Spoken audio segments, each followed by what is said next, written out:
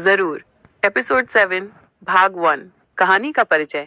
सदियों से अंधेरे में छिपे रहस्यमय प्राणी इंसानों के बीच रहते आए हैं। वे पिशाच हैं, शाश्वत जीवन और अलौकिक शक्तियों वाले जीव।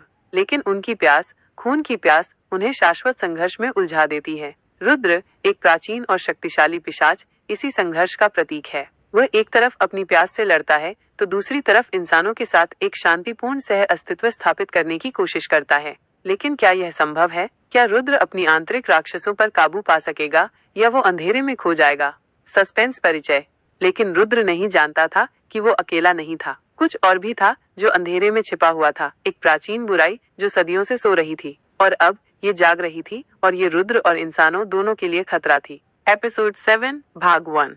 ज़ेफिर के नष्ट होने के बाद गांव में शांति लौट आई थी। रुद्र और रिया ने गांव वालों को पिशाचों के बारे में शिक्षित करना जारी रखा और उन्होंने उन्हें अपनी सुरक्षा के लिए तैयार किया। उन्होंने छाया के दिल को एक सुरक्षित स्थान पर रखा और उन्होंने गांव वालों को बताया कि इसका उपयोग केवल तभी किया जाना चाहिए जब कोई गंभीर खतरा हो। लेकिन रुद्र और रिया जानते थे कि दुनिया में अभी भी खतरा मौजूद है। उन्हें पता था कि उन्हें हमेशा सतर्क रहना होगा और उन्हें बुराई से लड़ने के लिए तैयार रहना होगा। उनकी यात्रा अभी खत्म नहीं हुई थी और वे जानते थे कि उन्हें अभी भी बहुत कुछ सीखना और करना बाकी है। एक रात जब रुद्र और रिया गांव के बाहर टहल रहे थे, उन्होंने आसमान में एक अजीब सी रोशनी देखी। रोशनी दूर पहाड़ियों से आ रही थी और वो पहले से कहीं ज्यादा तेज और भयानक थी। रुद्र ने रिया को बताया कि उसे लगता है कि यह कोई नया खतरा है। उन्होंने तुरंत पहाड़ियों की ओर जाने का फैसला किया, ये देखने के लिए कि क्या हो रहा है। जब वे पहाड़ियों पर पहुंचे तो उन्होंने देखा कि एक प्राचीन मंदिर के खंडहरों में एक रहस्यमय अनुष्ठान चल रहा था। मंदिर के केंद्र में उन्होंने एक रहस्यमय आकृति को देखा जो एक वेदी पर खड़ी थी। आकृति एक मंत्र पढ़ रही थी और वेदी से एक अजीब सी ऊर्जा निकल रही थी। रुद्र और रिया ने आकृति को रोकने की कोशिश की, लेकिन आकृति ने उन पर हमला कर दिया। आकृति बहुत शक्तिशाली थी और उसने रुद्र और रिया को आसानी से हरा दिया। आकृति ने रुद्र और रिया को बताया कि वो एक प्राचीन पिशाच वंश का सदस्य है जिसे अंधेरे के उपासक कहा जाता है। यह वंश सदियों से इंसानों और पिशाचों दोनों के लिए खतरा रहा है। आकृति ने रुद्र और रिया को बताया कि वह एक नया अनुष्ठान कर रही है जो उसे असीम शक्ति प्रदान करेगा। उसने उन्हें चेतावनी दी कि अगर उन्होंने उसे रोकने की कोशिश की तो वह उन्हें और गांव के सभी लोगों को नष्ट कर देगी। रुद्र और रिया ने आकृति को रोकने के लिए तैयार होने का फैसला किया। उन्हें पता था कि ये एक खतरनाक लड़ाई होगी, लेकिन उन्हें आकृति को रोकना होगा, चाहे कुछ भी हो। जरूर। एपिसोड 7 भाग 2। अंधेरे के उपासक की चेतावनी के बाद रुद्र और रिया ने एक दूसरे को देखा। उन्हें पता था कि ये एक अलग तरह का खतरा था। ज़ेफिर की तुलना में ये आकृति एक प्राचीन और रहस्यमय शक्ति का प्रतीक थी जो सदियों से छिपी हुई थी। आकृति ने अपनी शक्ति का प्रदर्शन करना शुरू कर दिया। मंदिर के खंडहरों की चट्टानें हिलने लगी और हवा में एक अजीब सी गड़गड़ाहट गूंजने लगी। आकृति की आंखों से लाल रोशनी निकल रही थी और उसकी आवाज में एक भयानक प्रतिध्वनि थी। रुद्र ने रिया को छाया के दिल को सुरक्षित रखने के लिए कहा और खुद आकृति से लड़ने के लिए आगे बढ़ा। उसने अपनी पिशाच शक्तियों का उपयोग किया, लेकिन आकृति ने आसानी से उसके हमलों को रोक दिया। आकृति ने रुद्र पर पलटवार किया और रुद्र को बचने के लिए संघर्ष करना पड़ा। रिया ने देखा कि रुद्र आकृति से लड़ने में कठिनाई महसूस कर रहा है। उसने छाया के दिल को उठाया और आकृति पर एक ऊर्जा किरण छोड़ी, लेकिन आकृति ने किरण को आसानी से रोक दिया और रिया पर हमला करने के लिए आगे बढ़ी। रुद्र ने रिया को बचाने के लिए आकृति को रोका। उसने आकृति को चेतावनी दी कि वो रिया को नुकसान नहीं पहुंचा सकती। आकृति ने हंसते हुए कहा, यहाँ कोई नियम नहीं है, यहाँ मैं जो चाहूँ कर सकती हूँ। आकृति ने रुद्र और रिया को बताया कि वो एक प्राचीन अनुष्ठान कर रही है जो उसे एक नए आयाम में ले जाएगा। उसने कहा, इस आयाम में मैं असीम शक्ति का स्वामी बन जाऊंगी और मैं इस दुनिया को अपने नियंत्रण में ले लूंगी। रुद्र और रिया ने महसूस किया कि उन्हें आकृति को रोकने के लिए कुछ अलग करना होगा। उन्हें पता था कि वे आकृति को उसकी शक्तियों से सीधे नहीं हरा सकते। रुद्र ने रिया को बताया कि उन्हें आकृति के अनुष्ठान को बाधित करना होगा। उन्हें लगता है कि अगर वे अनुष्ठान को रोक देते हैं तो आकृति अपनी शक्ति खो देगी। रिया ने छाया के दिल को ध्यान से देखा और महसूस किया कि उसमें एक और शक्ति छिपी हुई है। उसने रुद्र को बताया कि उसे लगता है कि छाया के दिल से आकृति के अनुष्ठान को बाधित किया जा सकता है। रुद्र ने रिया को बताया कि यह एक खतरनाक विचार है, लेकिन उन्हें कोई और रास्ता नहीं दिख रहा था। उन्होंने रिया को सावधानी बरतने के लिए कहा क्योंकि छाया के दिल की शक्ति अनियंत्रित हो सकती थी। रिया ने छाया के दिल को अपनी ऊर्जा से भर दिया और उसने आकृति के अनुष्ठान को बाधित करना शुरू कर दिया। वेदी से निकलने वाली ऊर्जा अस्थिर होने लगी और आकृति की आवाज लड़खड़ाने लगी। आकृति क्रोधित हो गई और उसने रिया पर एक शक्तिशाली हमला किया, लेकिन रुद्र ने रिया को बचाने के लिए आकृति को रोका। उसने आकृति को बताया कि वह रिया को नुकसान नहीं पहुंचा सकती। रुद्र और आकृति के बीच एक भयंकर युद्ध शुरू हो गया। रिया ने छाया के दिल से ऊर्जा किरणें छोड़ी और रुद्र ने अपनी पिशाच शक्तियों का उपयोग किया। उन्होंने आकृति को कमजोर करना शुरू कर दिया और वेदी से निकलने वाली ऊर्जा धीरे धीरे कम होने लगी। आकृति ने महसूस किया कि वो हार रही है और उसने एक अंतिम प्रयास किया। उसने अपनी सारी शक्ति को एक अंतिम हमले में केंद्रित किया और उसने रुद्र और रिया पर हमला किया। जरूर। एपिसोड 7 भाग 3। आकृति के अंतिम हमले के बावजूद रुद्र और रिया ने हार नहीं मानी। उन्होंने अपनी सारी शक्ति को एक साथ केंद्रित किया और आकृति पर एक संयुक्त हमला किया। रुद्र ने अपनी पिशाच शक्तियों का उपयोग करके आकृति को जकड़ लिया और रिया ने छाया के दिल से एक शक्तिशाली ऊर्जा किरण छोड़ी। किरण आकृति से टकराई और एक तेज रोशनी निकली। आकृति चीखी और उसकी ऊर्जा अस्थिर होने लगी। वेदी से निकलने वाली ऊर्जा भी कम होने लगी और अनुष्ठान बाधित हो गया। आकृति धीरे धीरे कमजोर होने लगी और उसकी शक्ति कम होने लगी। रुद्र ने उसे चेतावनी दी कि वो अपनी हार मान ले, लेकिन आकृति ने इनकार कर दिया। उसने कहा, मैं अंधेरे की उपासक हूँ और मैं कभी नहीं हारूंगी। आकृति ने एक अंतिम प्रयास किया और उसने अपनी सारी शक्ति को एक अंतिम हमले में केंद्रित किया। उसने रुद्र और रिया पर हमला किया और उन्होंने बचने के लिए संघर्ष किया, लेकिन रुद्र और रिया ने हार नहीं मानी। उन्होंने एक दूसरे की मदद की और उन्होंने अपनी शक्तियों का उपयोग करके आकृति के हमले को रोक दिया।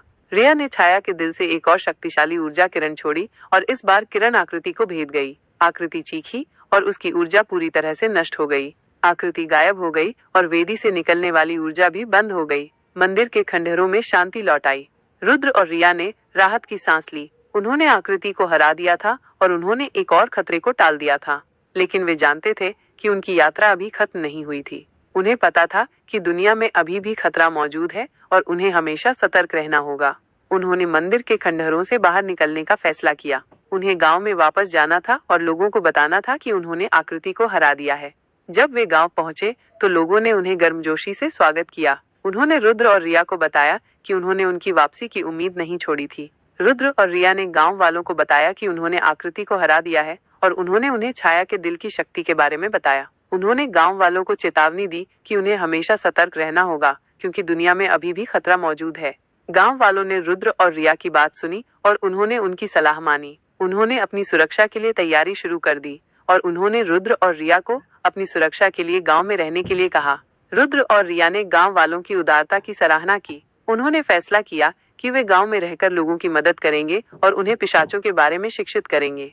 उन्होंने गांव में एक स्कूल खोला जहां वे बच्चों को पिशाचों के इतिहास और संस्कृति के बारे में पढ़ाते थे। उन्होंने गांव वालों को पिशाचों से लड़ने के लिए प्रशिक्षित किया और उन्होंने उन्हें अपनी सुरक्षा के लिए रणनीति सिखाई। गांव में शांति और सद्भाव का माहौल था। रुद्र और रिया ने देखा कि उनका सपना धीरे धीरे सच हो रहा था। पिशाच और इंसान एक साथ शांति से रह रहे थे और वे एक दूसरे की मदद कर रहे थे। लेकिन रुद्र और रिया जानते थे कि दुनिया में अभी भी खतरा मौजूद है। उन्हें पता था कि उन्हें हमेशा सतर्क रहना होगा और उन्हें बुराई से लड़ने के लिए तैयार रहना होगा। उनकी यात्रा अभी खत्म नहीं हुई थी और वे जानते थे कि उन्हें अभी भी बहुत कुछ सीखना और करना बाकी है। जरूर। एपिसोड 7 भाग 4। आकृति के नष्ट होने के बाद गांव में एक बार फिर शांति छा गई थी। रुद्र और रिया ने गांव वालों को बताया कि खतरा टल गया है, लेकिन उन्होंने उन्हें सतर्क रहने की सलाह दी। उन्होंने छाया के दिल को सुरक्षित स्थान पर रखा और गांव वालों को बताया कि इसका उपयोग केवल गंभीर खतरे की स्थिति में ही किया जाना चाहिए। रुद्र और रिया ने गांव में रहकर लोगों को पिशाचों के बारे में शिक्षित करना जारी रखा। उन्होंने एक स्कूल खोला जहां वे बच्चों को पिशाचों के इतिहास, संस्कृति और शक्तियों के बारे में पढ़ाते थे। वे गांव वालों को पिशाचों से लड़ने के लिए प्रशिक्षित भी करते थे ताकि वे अपनी रक्षा स्वयं कर सकें। एक दिन रुद्र और रिया को एक अजीब सी खबर मिली। पास के एक गांव में लोग रहस्यमय ढंग से गायब हो रहे थे। गांव वाले डरे हुए थे और उन्हें समझ नहीं आ रहा था कि क्या हो रहा है। रुद्र और रिया ने फैसला किया कि उन्हें उस गांव में जाकर मामले की जांच करनी चाहिए। उन्हें शक था कि ये किसी नए खतरे का संकेत हो सकता है। वे उस गांव में पहुंचे और उन्होंने देखा कि गांव वाले डरे हुए और परेशान थे। उन्होंने गांव के मुखिया से बात की और उन्होंने बताया कि पिछले कुछ दिनों में कई लोग गायब हो गए हैं। उन्होंने पुलिस को भी सूचित किया था, लेकिन उन्हें कोई सुराग नहीं मिला था। रुद्र और रिया ने गांव वालों से गायब हुए लोगों के बारे में जानकारी इकट्ठा करना शुरू किया। उन्होंने पाया कि गायब हुए लोग सभी युवा और स्वस्थ थे। उन्होंने ये भी पाया कि गायब होने की कोई निश्चित जगह या समय नहीं थी। रुद्र ने रिया को बताया कि उसे लगता है कि यह किसी पिशाच का काम है। उसने कहा, यह ज़ेफिर या अंधेरे के उपासकों जैसा नहीं लगता, ये कुछ और ही है। रिया ने सहमति जताई। उसने कहा, मुझे भी ऐसा ही लगता है। ये एक अलग तरह की ऊर्जा है। ये ठंडी और भयानक है। रुद्र और रिया ने गांव के आसपास के जंगलों और गुफाओं की जांच करने का फैसला किया। उन्होंने रात में गश्त लगाई और उन्होंने गायब हुए लोगों के बारे में सुराग खोजने की कोशिश की। एक रात जब वे जंगल में गश्त कर रहे थे, उन्होंने एक अजीब सी आवाज सुनी। आवाज एक गुफा से आ रही थी। रुद्र और रिया ने सावधानी से गुफा में प्रवेश किया। गुफा के अंदर उन्होंने एक अजीब सी रोशनी देखी। रोशनी गुफा के गहरे हिस्से से आ रही थी। वे रोशनी की ओर बढ़े और उन्होंने देखा कि गुफा के अंदर एक वेदी थी। वेदी पर उन्होंने एक रहस्यमय आकृति को देखा। आकृति एक मंत्र पढ़ रही थी और वेदी से एक ठंडी और भयानक ऊर्जा निकल रही थी। रुद्र और रिया ने आकृति को रोकने की कोशिश की, लेकिन आकृति ने उन पर हमला कर दिया। आकृति बहुत शक्तिशाली थी और उसने रुद्र और रिया को आसानी से हरा दिया। आकृति ने रुद्र और रिया को बताया कि वह एक प्राचीन पिशाच वंश का सदस्य है, जिसे शीत के स्वामी कहा जाता है। यह वंश सदियों से इंसानों और पिशाचों दोनों के लिए खतरा रहा है। आकृति ने रुद्र और रिया को बताया कि वह एक नया अनुष्ठान कर रही है जो उसे असीम शक्ति प्रदान करेगा। उसने उन्हें चेतावनी दी कि अगर उन्होंने उसे रोकने की कोशिश की तो वह उन्हें और गांव के सभी लोगों को नष्ट कर देगी। जरूर। एपिसोड 7 भाग 5। शीत के स्वामी की चेतावनी के बाद रुद्र और रिया ने एक दूसरे को देखा। वे जानते थे कि ये एक और खतरनाक खतरा था। शीत के स्वामी की ऊर्जा ठंडी और भयानक थी, जो ज़ेफिर और अंधेरे के उपासकों से बिल्कुल अलग थी। शीत के स्वामी ने अपनी शक्ति का प्रदर्शन करना शुरू कर दिया। गुफा के अंदर का तापमान अचानक गिर गया और बर्फ की पतली परतें दीवारों पर जमने लगी। शीत के स्वामी की आंखों से नीली रोशनी निकल रही थी और उसकी आवाज में एक ठंडी प्रतिध्वनि थी। रुद्र ने रिया को छाया के दिल को सुरक्षित रखने के लिए कहा और खुद शीत के स्वामी से लड़ने के लिए आगे बढ़ा। उसने अपनी पिशाच शक्तियों का उपयोग किया, लेकिन शीत के स्वामी ने आसानी से उसके हमलों को रोक दिया। शीत के स्वामी ने रुद्र पर पलटवार किया और रुद्र को बचने के लिए संघर्ष करना पड़ा। रिया ने देखा कि रुद्र शीत के स्वामी से लड़ने में कठिनाई महसूस कर रहा है। उसने छाया के दिल को उठाया और शीत के स्वामी पर एक ऊर्जा किरण छोड़ी, लेकिन शीत के स्वामी ने किरण को आसानी से रोक दिया और रिया पर हमला करने के लिए आगे बढ़ा। रुद्र ने रिया को बचाने के लिए शीत के स्वामी को रोका। उसने शीत के स्वामी को चेतावनी दी कि वो रिया को नुकसान नहीं पहुंचा सकता। शीत के स्वामी ने हंसते हुए कहा, यहाँ कोई नियम नहीं है, यहाँ मैं जो चाहूँ कर सकता हूँ। शीत के स्वामी ने रुद्र और रिया को बताया कि वो एक प्राचीन अनुष्ठान कर रहा है जो उसे एक नए आयाम में ले जाएगा। उसने कहा, इस आयाम में मैं ठंड का स्वामी बन जाऊंगा और मैं इस दुनिया को हमेशा के लिए जमा दूंगा। रुद्र और रिया ने महसूस किया कि उन्हें शीत के स्वामी को रोकने के लिए कुछ अलग करना होगा। उन्हें पता था कि वे शीत के स्वामी को उसकी शक्तियों से सीधे नहीं हरा सकते। रुद्र ने रिया को बताया कि उन्हें शीत के स्वामी के अनुष्ठान को बाधित करना होगा। उन्हें लगता है कि अगर वे अनुष्ठान को रोक देते हैं तो शीत के स्वामी अपनी शक्ति खो देगा। रिया ने छाया के दिल को ध्यान से देखा और महसूस किया कि उसमें एक और शक्ति छिपी हुई है। उसने रुद्र को बताया कि उसे लगता है कि छाया के दिल से शीत के स्वामी के अनुष्ठान को बाधित किया जा सकता है और उसकी ठंड की शक्ति को कम किया जा सकता है। रुद्र ने रिया को बताया कि यह एक खतरनाक विचार है, लेकिन उन्हें कोई और रास्ता नहीं दिख रहा था। उन्होंने रिया को सावधानी बरतने के लिए कहा, क्योंकि छाया के दिल की शक्ति अनियंत्रित हो सकती थी। रिया ने छाया के दिल को अपनी ऊर्जा से भर दिया और उसने शीत के स्वामी के अनुष्ठान को बाधित करना शुरू कर दिया। वेदी से निकलने वाली ठंडी ऊर्जा अस्थिर होने लगी और शीत के स्वामी की आवाज लड़खड़ाने लगी। शीत के स्वामी क्रोधित हो गया और उसने रिया पर एक शक्तिशाली हमला किया, लेकिन रुद्र ने रिया को बचाने के लिए शीत के स्वामी को रोका। उसने शीत के स्वामी को बताया कि वह रिया को नुकसान नहीं पहुंचा सकता। रुद्र और शीत के स्वामी के बीच एक भयंकर युद्ध शुरू हो गया। रिया ने छाया के दिल से ऊर्जा किरणें छोड़ी और रुद्र ने अपनी पिशाच शक्तियों का उपयोग किया।